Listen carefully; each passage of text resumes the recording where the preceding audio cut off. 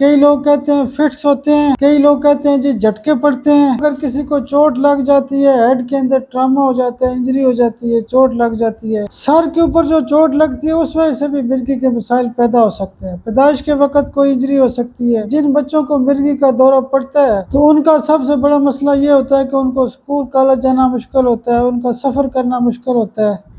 बिस्मिल्लाहिर्रहमानिर्रहीम। Saim homeopathic infertility clinic से आपकी खिदमत में हाजिर हूँ।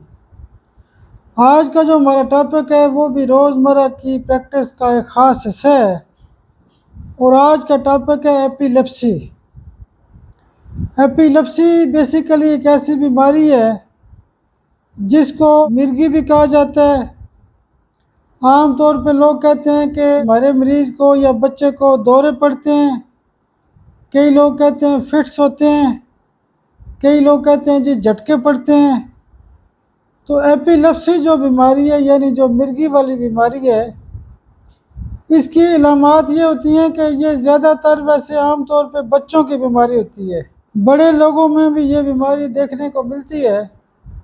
इसकी आम तौर पे अलामात ये होती है कि ज़ाहिर है जिस बंदे को मिर्गी पड़ती है वो बेहोश हो जाता है, लेट जाता है, गिर जाता है, उसके मुंह से पानी आना शुरू हो जाता है, रालें बहना शुरू हो जाती हैं, ठीक है, वो अकड़ जाता है, उसका जिस्म सख्त अकड़ जाता है, तो वो काफ़ी देर तक अनकॉन्शियस हो जाता है। ज़ाहिर मिर्गी की जो अलामात होती हैं वो जैसे हम रोज़मर्रा में हम कहते हैं जिसको दौरा पड़ गया है। अब इसकी वजूहात क्या होती हैं? इसकी सबसे जो बड़ी वजह होती है वो जेनेटिक काज होती है, पैदाशी जो वजूहात होती हैं, जीन्स के अंदर ख़राबी होती है जिस वजह से एपिलेप्सी होती रहती है। उसके अलावा अगर किसी को चोट लग जाती है, हेड के अंदर ट्रामा हो जाता है, इंजरी हो जाती है, चोट लग जाती है, सर के ऊपर जो चोट लगती है उस वजह से भी मिर्गी के मसाइल पैदा हो सकते हैं। पैदाइश के वक्त कोई इंजरी हो सकती है, कई लोगों को कोई ट्यूमर हो सकता है, कोई ब्रेन के अंदर कोई और ब्लड क्लॉट हो सकता है, ब्रेन की डेवलपमेंट का मसला हो सकता है, ब्रेन की पूरी तरह ग्रोथ नहीं होती, बहुत सारी वजूहात हैं। यानी ये बेसिकली एक नर्वस सिस्टम की खराबी होती है। जो ब्रेन के अंदर सिग्नल पास होते हैं, इलेक्ट्रिकल जो सिग्नल पास होते हैं, यानी जो सेंट्रल नर्वस सिस्टम अपना काम करता है, उसमें फॉल्ट आ जाता है। ऐसी कैफियत कोई मिर्गी कहा जाता है। इसकी जो इलामात हमने डिस्कस की, उसके साथ साथ वजूहात डिस्कस की।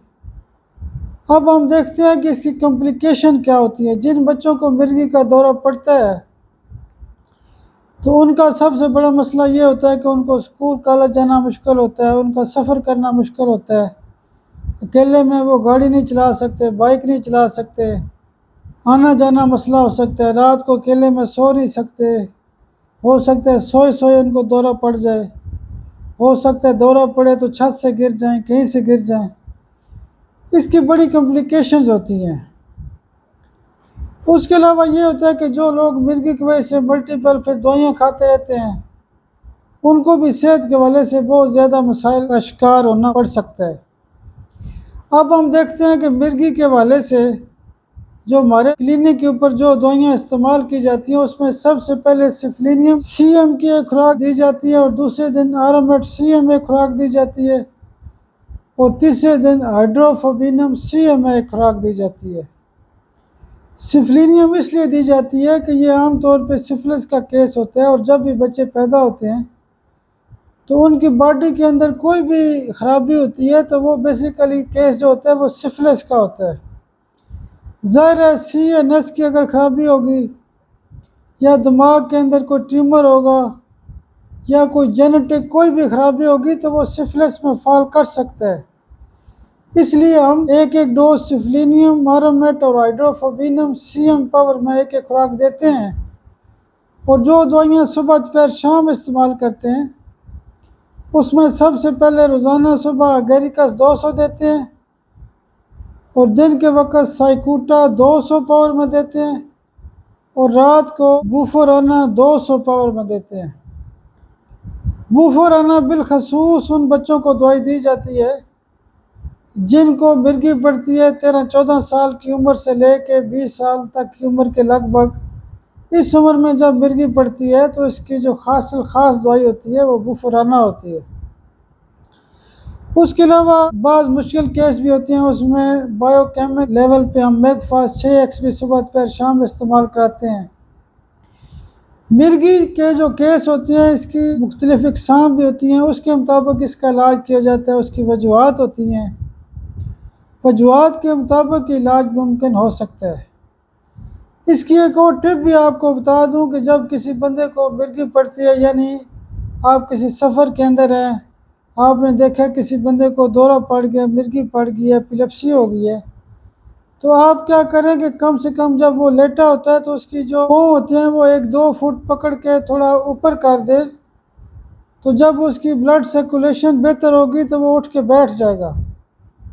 यानी इमरजेंसी की हालत में मिर्गी के मरीज़ को चंद सेकंड के अंदर ठीक किया जा सकता है। लेकिन बाकी जो क्रॉनिक फेज़ होता है, कई साल से बच्चों को मिर्गी का दौरा पड़ता रहता है, उसको होम्योपैथिक दवाइयों से ठीक किया जा सकता है। आप मेरे लिए दुआ भी किया करें, अल्लाह पाक आपको भी सेहत और सलामती दे। बहुत शुक्रिया, बहुत शुक्रिया, बहुत शुक्रिया।